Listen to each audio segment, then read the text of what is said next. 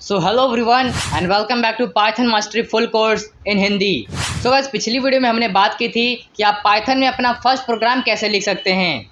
तो बेसिकली हमने वहां पर हेलो वर्ल्ड को प्रिंट करना सीखा था। तो आज की इस वीडियो में हम वेरिएबल्स के बारे में बात करेंगे कि आखिर वेरिएबल क्या होते हैं, इसके कितने टाइप्स होते हैं और हम वेरिएबल को किस तरीके से डिक्लेयर कर सकते हैं और वेरिएबल को डिक्लेयर करने के लिए कौन कौन से रूल होते हैं। तो आज की इस वीडियो में हम ये सारे टॉपिक्स कवर करेंगे। तो चलिए दोस्तों आज की इस वीडियो को शुरू करते हैं। So without wasting any time let's get started. So guys सबसे पहले हम देखते हैं कि आखिर वेरिएबल क्या होता है। तो मैं यहाँ पे आपको एक सिंपल सी डेफिनेशन बताना चाहूँगा कि variable is a type of container which store the value. यानी दोस्तों वेरिएबल एक तरह का कंटेनर होता है जिसमें कि हम किसी भी वैल्यू को स्टोर करते हैं। तो अभी मैं यहाँ पे आपको एक छोटा सा एग्जांपल देना चाहूँगा जिससे कि आपको वेरिएबल बहुत ही आसानी तरीके से समझ में आ जाएगा। सो गाइस मैं आपको बताना चाहूँगा कि जिस तरीके से हमारे घर में बहुत सारे डब्बे होते हैं और उन सभी डब्बे में से किसी डब्बे में दाल रखी जाती है, किसी में चीनी रखी जाती है, किसी डब्बे में हम तेल रखते हैं। तो ठीक इसी तरीके से वेरिएबल भी एक तरह का हमारा एक डब्बा ही होता है, एक कंटेनर होता है जिसमें कि हम किसी वैल्यू को स्टोर करते हैं। सो आई होप कि आपको इस एग्जाम्पल से समझ में आ गया होगा कि आखिर वेरिएबल क्या होते हैं। और अगर आपको अभी तक समझ में नहीं आया है तो डोंट वरी, जब हम इसका प्रैक्टिकल अभी हम करेंगे तब आपको बिल्कुल क्लियर समझ में आ जाएगा। तो चलिए दोस्तों अब हमें अपने नेक्स्ट टॉपिक की ओर बढ़ते हैं। तो जो हमारा नेक्स्ट टॉपिक है वो है टाइप्स ऑफ वेरिएबल्स। तो गाइस मैं यहाँ पर आपको बताना चाहूँगा कि हमारे पास यहाँ पर दो टाइप्स के वेरिएबल्स होते हैं। तो जो हमारा पहला वेरिएबल होता है वो होता है हमारा लोकल वेरिएबल और उसके बाद जो हमारा दूसरा वेरिएबल होता है वो होता है ग्लोबल वेरिएबल। तो अभी आज की इस वीडियो में हम सिर्फ लोकल वेरिएबल को ही कवर करेंगे और बाकी जो हमारा ग्लोबल वेरिएबल है उसको हम तब कवर करेंगे जब हम अपना फंक्शन का कॉन्सेप्ट पढ़ेंगे। नहीं तो गाइस अगर मैं आपको इसको अभी पढ़ाऊंगा तो अभी आपको ये समझ में नहीं आ पाएगा।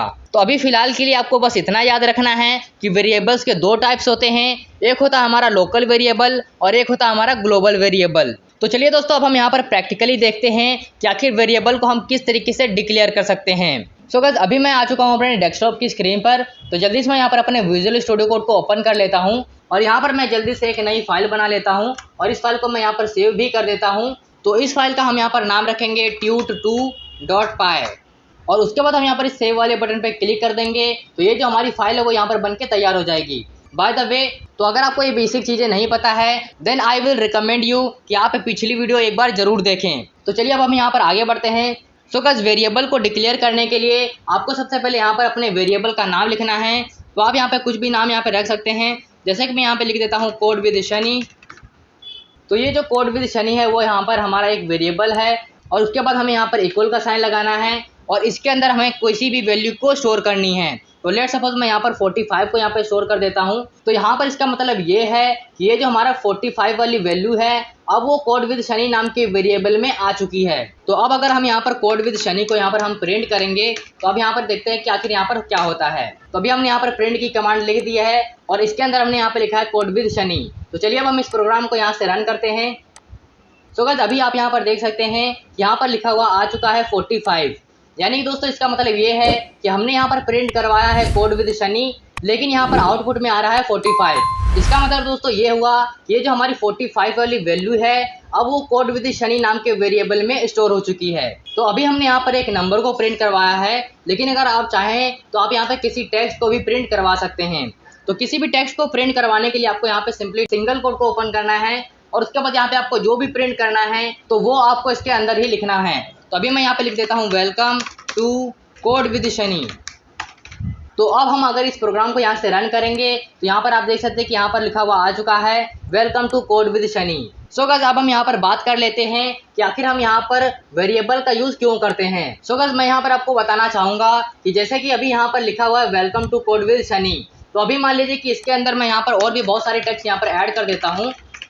तो अभी मैंने यहाँ पर इतना सारा टेक्स्ट को लिख दिया है। तो अब अगर मेरे को अपने प्रोग्राम में इसी सेम टेक्स्ट को अगर मेरे को कहीं और लिखना पड़ेगा तो नॉर्मली मैं क्या करूँगा, ये जो हमारा ये टेक्स्ट है उसको मैं मैनुअली वहाँ पर टाइप करके लिखूंगा। लेकिन गाइस ऐसा करना हमें थोड़ा डिफिकल्ट पड़ जाता है क्योंकि हमें इस सेम टेक्स्ट को बार बार टाइप करना पड़ेगा। तो इससे अच्छा ये है कि हम इस पूरे टेक्स्ट को एक छोटे से वेरिएबल में स्टोर कर दें और उस वेरिएबल को हम यहाँ पर कॉल कर लेंगे तो ये जो हमारा टेक्स्ट होगा वो यहाँ पर प्रिंट हो जाएगा। तो अब आप मान लीजिए कि मेरे को इस पूरे टेक्स्ट को यहाँ पर दोबारा प्रिंट करना है तो मैं यहाँ पर सिंपली यहाँ पर प्रिंट कमांड का यूज़ करूँगा और मैं यहाँ पर सिंपली इस कोड विद शनि को मैं यहाँ पर कॉल कर लूँगा।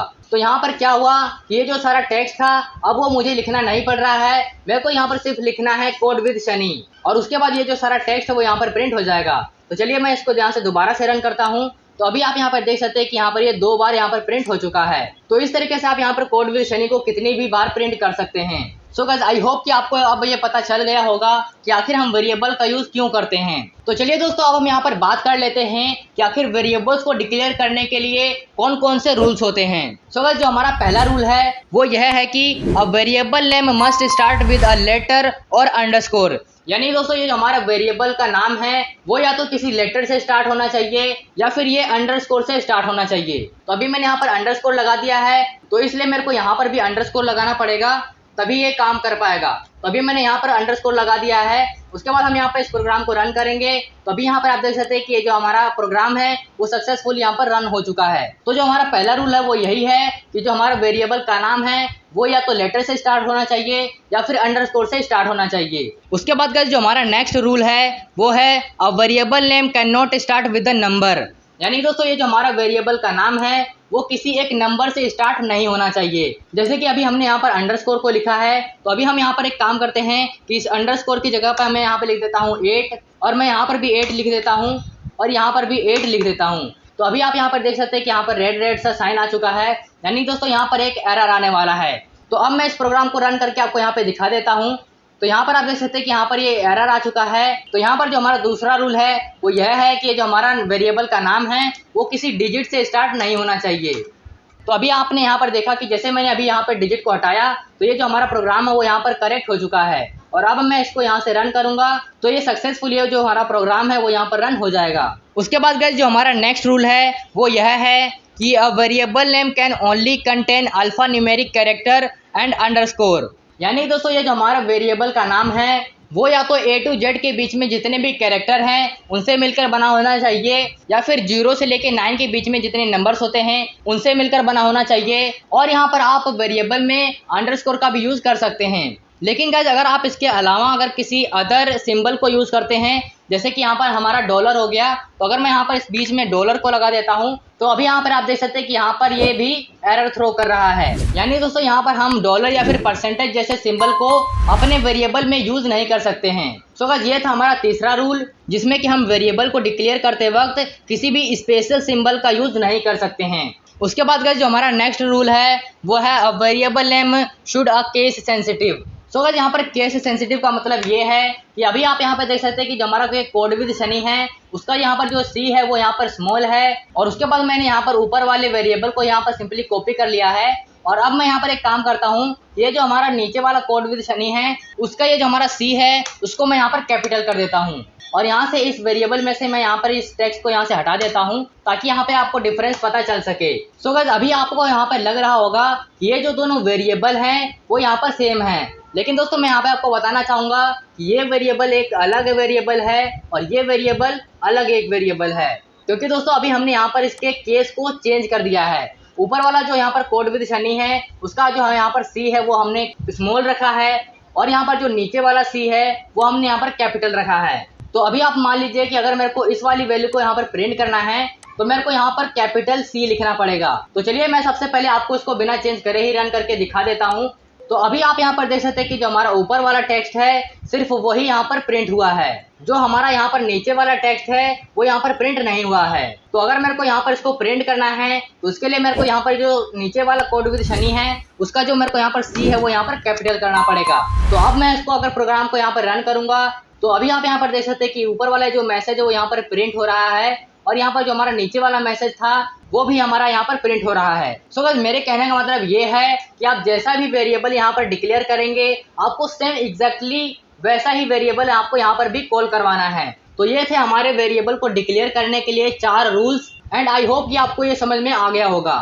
सो गाइस आज मैंने आपको बताया कि आखिर वेरिएबल क्या होते हैं, वेरिएबल्स के कितने टाइप्स होते हैं और आप वेरिएबल को किस तरीके से डिक्लेयर कर सकते हैं, और मैंने आपको बताया कि आखिर वेरिएबल का यूज़ हम क्यों करते हैं और उसके बाद लास्ट में मैंने आपको बताया कि आखिर वेरिएबल को डिक्लेयर करने के लिए कौन कौन से रूल्स होते हैं। सो आई होप कि ये सारे पॉइंट्स आपको सही से समझ में आ गए होंगे। और अगर आपको ये सारे पॉइंट्स समझ में आ गए हैं तो इसी बात पे आप इस वीडियो को लाइक करके हमारा उत्साह बढ़ाएं और इस वीडियो को अपने दोस्तों के साथ शेयर करें जो भी पाइथन प्रोग्रामिंग लैंग्वेज को सीखना चाहते हैं। और गाइस आप भी कमेंट करके अपना फीडबैक जरूर दें कि आपको ये वीडियो कैसी लगी। और दोस्तों यहाँ पर ये जो हमारा सोर्स कोड है, अगर आप उसको एक्सेस करना चाहते हैं तो इस सोर्स कोड का लिंक मैं आपको इस वीडियो के डिस्क्रिप्शन में दे दूंगा, आप वहां से जाके इसको एक्सेस कर सकते हैं। सो गाइस आज की इस वीडियो में बस इतना ही, मिलते हैं कोई नए इंटरेस्टिंग वीडियो के साथ, तब तक के लिए गुड बाय।